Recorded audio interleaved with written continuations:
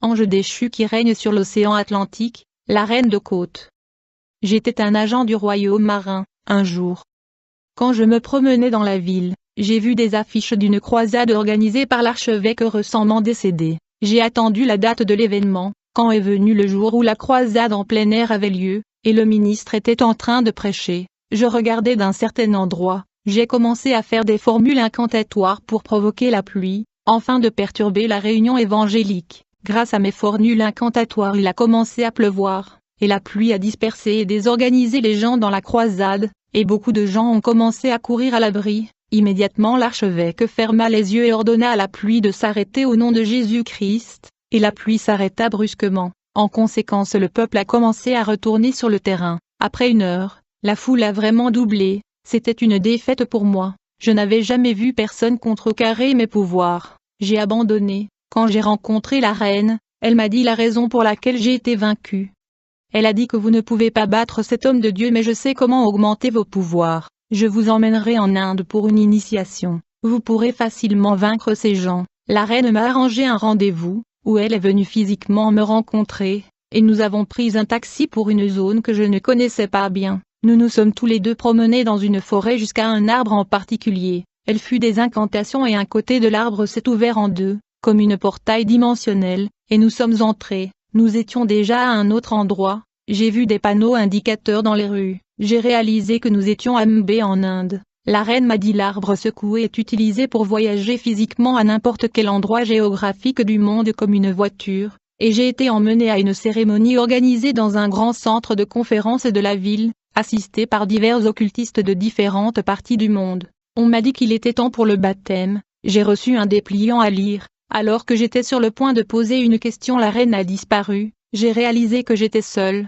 Le ciel s'ouvrait et il semblait que de l'énergie et de la vapeur noire descendaient. La brochure avertissait les candidats que peu importe ce que vous voyez, entendez ou expérimentez pendant l'initiation, vous ne devez pas exprimer la peur sinon vous ne pouvez pas en sortir vivant. Là était une incantation écrite pour poursuivre le rituel, et quand je l'ai récitée, j'ai été suspendu dans le réservoir. L'endroit était plein de bêtes étranges et de créatures effrayantes. J'ai vu des oiseaux, des chats, des chiens et des chouettes impurs qui ressemblaient tous à des esprits méchants. Ces animaux infernals atterrissaient au pied d'une grande créature de grande stature qui ressemblait à un ours. Ce démon a enlevé mes globes oculaires avec un tournevis et en a mis un autre à mes yeux, afin que je puisse voir plus clairement plus loin que les yeux des humains normaux. J'ai ensuite été jeté dans la fosse où un boa s'était enroulé autour de moi et m'a tenu dans les griffes. Il a craché 3 gros œufs dans ma bouche qui pendaient dans mon cou. On m'a fait sortir du réservoir. À ce moment une main squelettique m'a tendu une brochure sur les conclusions de mon baptême réussi et des règles qui le guident. Je me suis senti plus fort physiquement et chargé magiquement. Puis la reine est apparue et elle m'a ramené chez moi au Nigeria par le même chemin que nous sommes venus. Quelques jours plus tard, lors d'une réunion satanique la nuit, il y eut un désordre car l'endroit a commencé à trembler partout. Tout le monde fouillé et la réunion a été dissoute lorsqu'un chrétien agressif provoqua le chaos dans le royaume spirituel. J'ai vérifié sur l'écran de contrôle, et j'ai vu un homme au Bénin, qui priait avec ferveur. Je n'avais pas vu cela auparavant. En fait j'ai aussi vu 4 anges, avec des épées brillantes debout avec cet homme. Pendant qu'il priait, j'ai éteint l'écran pour planifier ce qu'il faut faire. Quand je l'ai convoqué à apparaître sur mon écran à nouveau, l'écran a explosé en cendres, et je me suis enfui de là. Le lendemain, la reine a appelé et a dit qu'il regardait de quelque part et a vu ce qui s'est passé hier dans la nuit et m'a encouragé. Elle a dit que c'était notre guerre. Elle m'a emmené chez ce chrétien, mais nous n'avons pas pu entrer. Il était barricadé. Quand je suis entré chez moi, j'ai fait une incantation sur un bol d'eau. J'ai invoqué cet homme. En conséquence son reflet est apparu. Quand j'ai pris un couteau pour le poignarder, 2 anges sont apparus et ont retiré son reflet d'eau si paisiblement. J'ai laissé tomber le couteau, mais j'ai aussi combattu sa femme, et j'ai vu qu'elle était spirituellement faible. Je l'ai affligée d'une maladie mystérieuse qui ne peut pas être diagnostiquée ni guérie par la science médicale, seulement par la puissance des chrétiens. L'homme possédait un magasin, a commencé à vendre aux enchères ses produits, à payer ses factures médicales pour sa femme, mais j'ai envoyé le feu pour détruire son magasin. Je n'ai pas réussi. Cet homme n'a pas abandonné. Je l'ai attaqué avec la frustration. Plus tard je l'ai laissé. Des années plus tard, quand j'étais en visite dans un marché au Bénin, j'étais choqué de voir cet homme chrétien dans un magasin plus gros avec plus de marchandises que ce qu'il avait avant. Du coup je découvre que Dieu avait guéri sa femme et remplacé ce qu'il avait perdu. J'étais à nouveau déterminée et je ne voulais pas abandonner. Je suis venue en tant que client dans son magasin et j'ai commencé à marchander une jupe pendant que je réfléchissais à quoi faire. J'ai soudainement senti un tourbillon devant ce magasin. J'ai vu avec mes yeux spirituels et j'ai réalisé que c'était la présence d'une puissance supérieure. Puis j'ai rapidement fait semblant qu'il y avait de la poussière dans mes yeux. Rapidement le chrétien m'a apporté une bassin avec de l'eau et un mouchoir à nettoyer, et quand j'ai plongé mon visage dans l'eau, j'ai soudainement vu le reflet d'un homme mystérieux dans l'eau. J'ai vu comme une vision cet homme marchant lentement, du sang rouge et frais coulait de diverses parties de son corps. Il ressemblait à quelqu'un grièvement blessé et portant une lourde croix. Alors que cet homme marchait lentement, j'étais fasciné par le sang. Je n'avais jamais vu de sang humain aussi rougeâtre et frais, qui avait atteint mon désir vampiriste de boire du sang. L'homme s'est soudainement arrêté et m'a regardé directement en disant « Pourquoi me combattez-vous et refusez-vous de porter la croix avec moi ?» Sa voix était si haute qu'elle m'a physiquement ouvert les oreilles. J'ai regardé le chrétien pour voir s'il voyait aussi ce que je voyais. Il était occupé avec autre chose. Les paroles de cet homme blessé continuaient de résonner dans mon esprit, et semblaient briser mes pouvoirs. Je me sentais trop faible pour porter mes jambes pendant un moment. Je me suis assis là quand ce chrétien m'a demandé à quelle église je vais. J'ai rapidement mentionné un homme qui m'avait prêché l'évangile auparavant, en me disant que Jésus-Christ m'aime plus que je m'aime moi-même, mais j'étais trop occupé dans mes pensées à penser à mes pouvoirs, et en réfléchissant à l'identité de l'homme que j'ai vu dans le reflet de l'eau.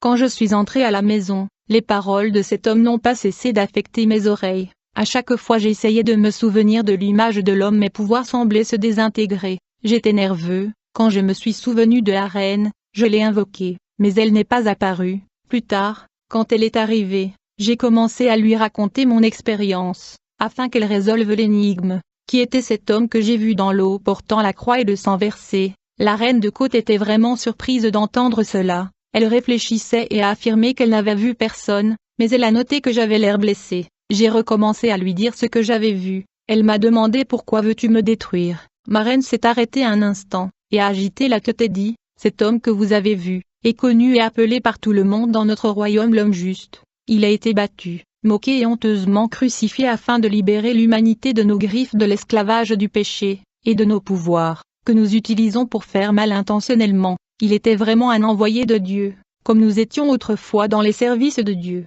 mais nous avons été complètement rejetés avec Lucifer, Ariel, Léviathan, Castiel et moi que les gens appelaient affectueusement la reine de la côte. Nous avons été chassés de la présence de Dieu là où nous sommes venus en existence.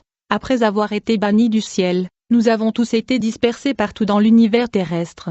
Nous nous sommes installés dans la mer et dans l'air. Quand Dieu a créé l'homme, Satan a exécuté un plan élaboré de tromperie d'Adam. Malgré la chute de l'homme, Dieu a toujours aimé l'homme et a promis qu'un libérateur viendrait pour sauver l'humanité. L'humanité ne s'attendait pas à ce sauveur, mais nous l'attendions. Sitôt quand il est venu, nous avons fait tout notre possible pour arrêter cet homme juste, et nous avons finalement manipulé les gens pour qu'ils le tuent et le crucifient. C'était notre moyen initial de le vaincre, mais Satan s'est souvenu que ce sauveur de l'humanité avait dit qu'il ressusciterait après 3 jours. Alors quand il est mort, ce samedi soir nous avons mobilisé pleinement nos forces armées pour éviter sa résurrection, mais vers 23h55 de nombreux anges sont descendus du ciel avec des chants de louanges et une grande gloire aveuglant. Nous avons dû baisser les têtes, ils nous ont dit, ce que nous avons planifié ne marchera pas, comme nous avions les têtes inclinées vers le sol et nous ne pouvions rien faire, au moment où nous avions levé la tête, l'homme juste était ressuscité et avait laissé le tombeau,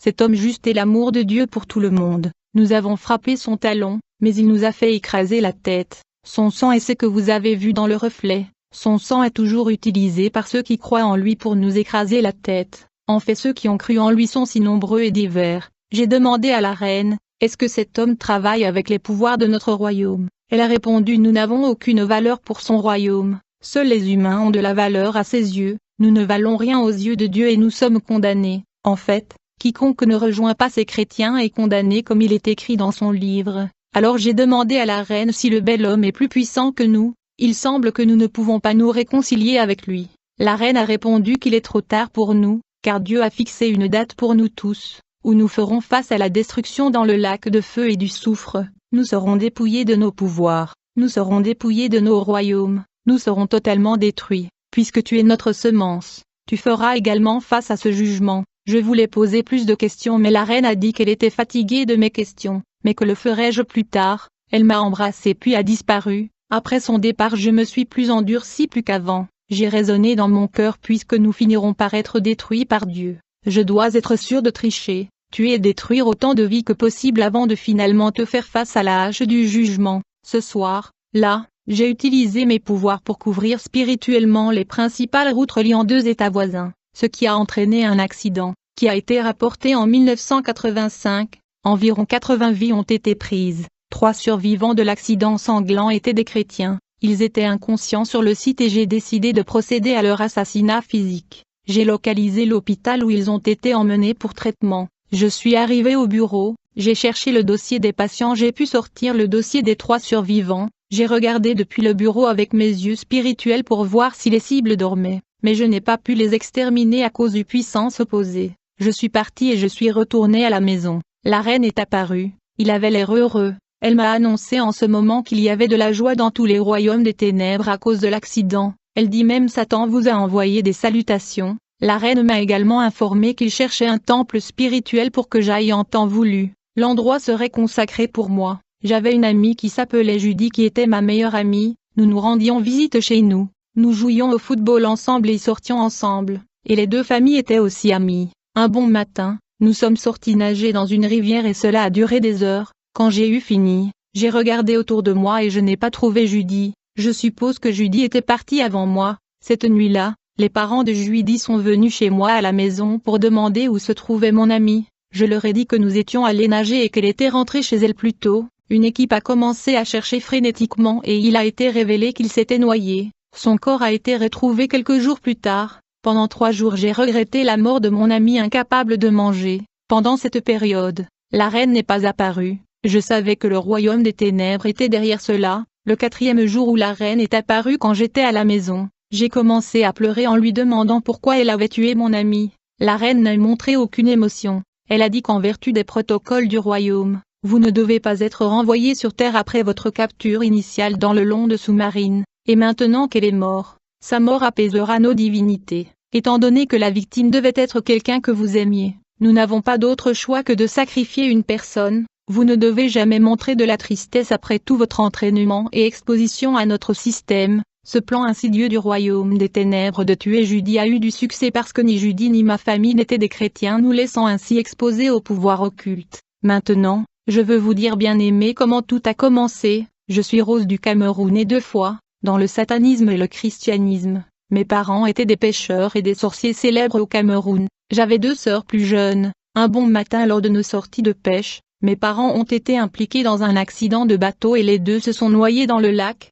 Je suis allée à l'école pendant un certain temps mais mon espoir d'aller à l'école a été frustré. Plus tard, j'ai supplié un des amis de mes parents de me permettre de les accompagner dans leur sortie de pêche. Pendant que nous naviguions sur la rivière, une tempête s'est levée dans l'eau et a frappé notre bateau et nous avons tous été jetés dans le lac. Quand je tombe dans l'eau, au lieu de me noyer et de mourir, en un clin d'œil, je me suis vu descendre et atterrissant devant un splendide palais de pierres précieuses. Le bâtiment et ses environs étaient magnifiques, mais le palais était silencieux. Dans les couloirs menant à l'entrée, j'ai vu 2 jeunes femmes me parler dans une langue mystérieuse. Elles ont vu que j'étais un étranger à cause de ma tenue. À travers des questions, des interrogatoires et des gestes, ils m'ont demandé qui vous a amené dans notre royaume. D'où venez-vous? Quand leur harcèlement et leurs provocations sont devenus insupportables, j'ai ressenti de la terreur et j'ai commencé à pleurer, tandis qu'ils me tourmentaient avec de questions dans leur langage mystérieux, et ils ont commencé à se moquer de moi, quand tout à coup une femme huge est arrivée accompagnée de 2 dames à gauche et à droite.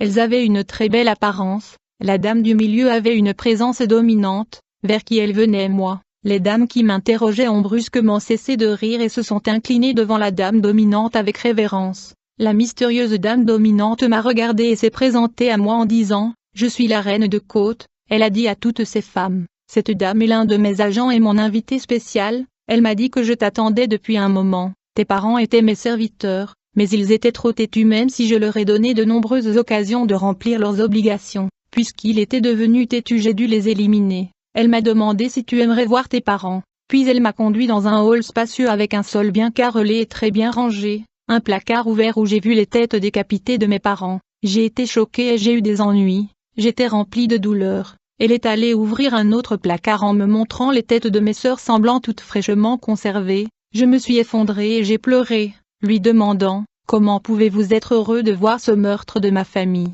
Elle s'est fâchée et a dit arrête tes explosions émotionnelles, je te tuerai si tu ne coopères pas avec moi, c'est juste parce que je t'aime que tu es là, tu continueras là où tes parents ont abandonné. La reine m'a emmenée dans la salle d'opération spirituelle où j'ai vu de la haute technologie, les ordinateurs ici étaient grands, elle a simplement levé la main et le couvercle de l'écran de l'ordinateur était ouvert montrant les données stockées dans le système. La reine a dit, Rose, il y a 33 miles demi-dieu dans mon royaume, je vais voir que vous visitez notre chef Lucifer, Satan est notre président, mais tu n'es pas encore qualifié pour le rencontrer, quand viendra le temps de retourner sur le plan terrestre. J'organiserai une éventuelle rencontre entre notre leader et un néophyte, tu suivrais des séances d'entraînement au palace. Il s'agissait d'une série de conférences données par différents professeurs mystérieux nommés chaque jour. Ils me laissaient des brochures à étudier avant que les prochaines conférences d'études ne soient données selon les sujets et traités avec mon objectif de tâche, dans leur langue mysterio. Mais j'ai eu beaucoup de questions pendant les cours, comme quand vais-je retourner sur le plan terrestre, etc.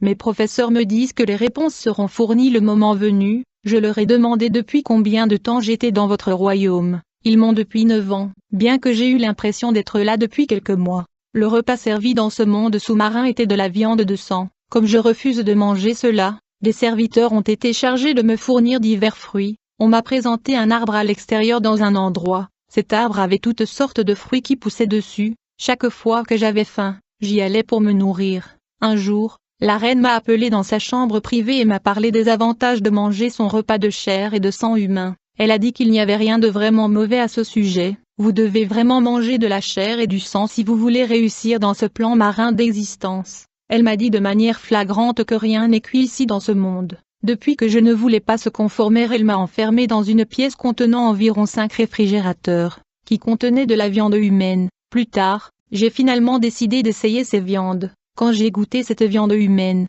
j'ai voulu cracher, mais à partir de ce jour, la chair humaine a commencé à avoir si bon goût. Plusieurs fois, j'étais toujours le premier à finir mon repas. Quand la reine a ouvert la porte de la chambre ce jour-là et a découvert que j'avais mangé cette viande, elle était si excitée qu'elle s'est arrangée pour que je fasse un tour. Elle m'a emmené dans une voiture qui ressemblait à des voitures exotiques et informatisées, qu'on voit dans le dessin animé ou des films de fiction. La reine m'a emmené faire un tour dans tout le royaume, les maisons. La route était très belle et bien entretenue, mais il n'y avait pas de monde dans les rues. J'ai été emmené par la reine de la côte pour rendre visite au prince des demi-dieux. Il était équipé de pouvoirs, et ils m'ont emmené dans une autre voiture de haute technologie. Nous nous rendons dans un endroit du royaume du monde sous-marin. Nous avons atterri dans un endroit. Il y avait une piscine qui contenait une petite quantité d'eau. Lors de l'incantation, le fond de la piscine s'est ouvert. Une énorme bête a émergé de ses profondeurs. La bête me regardait d'un air menaçant et la reine